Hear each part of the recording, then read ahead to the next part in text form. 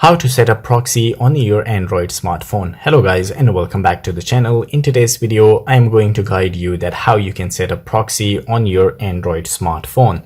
So the first step that you may have already done to buy a proxy on any proxy provider on the internet. There are so many that you can choose from. Once you buy a proxy, the second step is that how to set it up on your phone.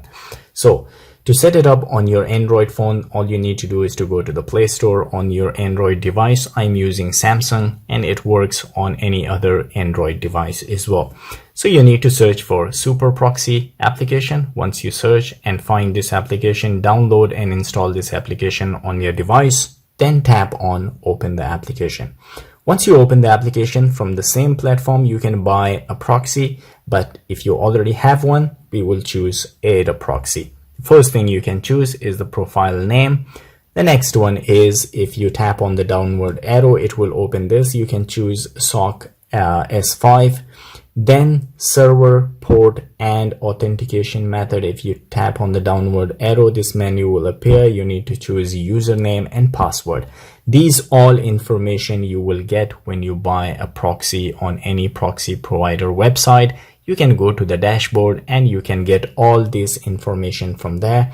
I already have, so I will enter all this information and then I will show you that how you can connect the proxy. So guys, as you can see, I enter all the information here, the server, and there is a tick mark that everything is authentic. I will blur this information because of the security. And from the DNS resolution, you need to tap on the arrow at the bottom and you need to choose proxy if it is not proxy by default. So once you enter all the information and it is correct, the next thing you need to do is to tap on this icon, which is to save it. So once you tap on that, it is saved, as you can see now. And then you can edit it again if there is any problem or anything you enter incorrectly. So then you need to tap on start.